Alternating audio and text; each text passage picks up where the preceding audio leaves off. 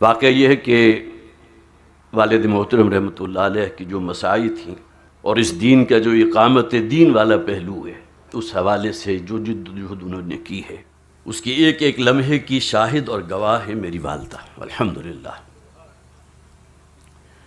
بہت سے حضرات سے ملاقات ہوئی تو انہوں نے سوال کیا ان کی صحت کے بارے میں، ان کی طبیعت کے بارے میں۔ تقریباً 90 برس کے قریب اب ان کی عمر ہے الحمدللہ، لیکن اللہ کا بڑا خصوصی فضل ہے، اس کا بڑا کرم ہے کہ نہ صرف یہ کہ وہ چلتی پھرتی ہیں، رفیقات سے ملاقاتیں کرتی ہیں، افہام و تفہیم اور تذکیر کا کام کرتی ہیں، بلکہ تنظیم اسلامی کا جو ایک آفس ہے خواتین کے لیے، اس میں باقاعدہ ہفتے میں 2 دن حاضر بھی ہوتی ہیں۔ میں سمجھتا ہوں یہ سب جو ہے آپ حضرات کی دعاؤں کا نتیجہ ہے۔ اب جو تحریر انہوں نے میرے حوالے کی تھی، اب میں آپ کو وہ پڑھ کر سناتا ہوں۔ محترم رفقائے تنظیم اسلامی، السلام علیکم ورحمۃ اللہ وبرکاتہ۔ میری آج کی یہ تحریر شاید آپ کو کچھ بے ربط اور بے ضابطہ سی نظر آئے، اس کو صرف اسی تناظر میں سنیے کہ یہ صرف میرے جذبات اور احساسات ہیں کہ جو میں آپ کے ساتھ شیئر کرنا چاہتی ہوں۔ اس کے بعد ایک شعر انہوں نے لکھا، بلکہ 2 اشعار ہیں۔ عدم کی سمت بڑھتا جا رہا ہوں، جو لمحہ آ رہا ہے کٹ رہا ہے، بڑھاتا جا رہا ہے پاٹ دریا، یہ ساحل رفتہ رفتہ گھٹ رہا ہے۔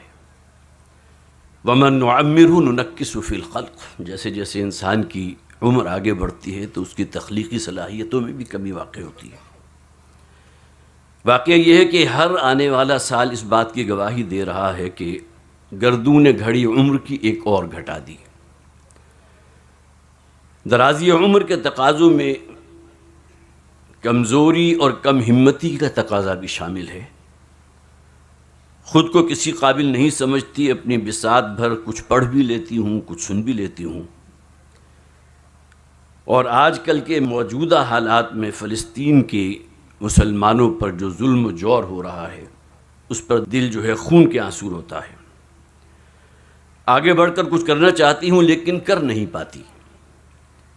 یا رب یہ کیسی بے بسی ہے، کیسی بے کسی ہے۔ میں خود نہ سہی، میری جماعت، میرے بچے، ان کی اولادیں، ان میں سے کوئی تو ہوتا جو اپنے سر کٹواتا، زخمی ہوتا، کسی زخمی کو سہارا دیتا، اور اسی طرح بھاگ دوڑ کرتا جس طرح فلسطینی مجاہدین بھاگتے دوڑتے نظر آ رہے ہیں۔ شہید یا غازی کا کوئی فخریہ لیبل بھی اس کے ساتھ منسلک ہو جاتا۔ آج ہم بہت بے بس اور مجبور ہو چکے۔ ہمارے نبی صلی اللہ علیہ وسلم نے آج کے حالات کے تناظر میں 1400 برس پہلے ہی خبردار کر دیا تھا کہ میں بہت سے فتنے دیکھ رہا ہوں جو تمہارے گھروں میں اور ان کے آنگن میں بارش کے قطروں کی طرح گریں گے۔ یہ ایک روایت ہے جس کا مفہوم میں نے آپ کے سامنے رکھا، جو صحیح مسلم اور مسند احمد میں موجود ہے۔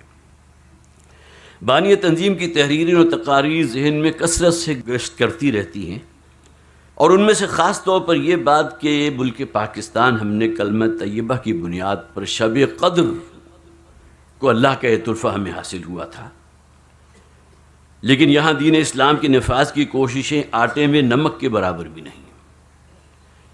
ہم پاکستانی بحیثیت مجموعی بدعہدی اور بے وفائی کے مرتکب ہوئے ہیں۔ منافقت اور وہن، یعنی دنیا سے محبت اور موت سے فرار ہمیں لے بیٹھا ہے۔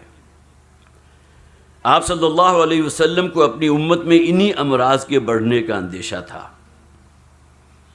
ایک موقع پر آپ نے فرمایا تھا صلی اللہ علیہ وسلم، اللہ کی قسم مجھے تم پر فقر کا خوف نہیں، میں اس سے خوفزدہ ہوں کہ دنیا تم پر کھول دی جائے گی جیسے تم سے پہلے لوگوں پر کھولی گئی، اور تم اس سے محبت کرنے لگو گے جیسے کہ اس سے پہلے لوگوں نے، پہلی قوموں نے محبت کی، اور یہ دنیا پرستی تمہیں اسی طرح ہلاک اور برباد کرے گی کہ جو معاملہ پہلے لوگوں کے ساتھ ہوا تھا۔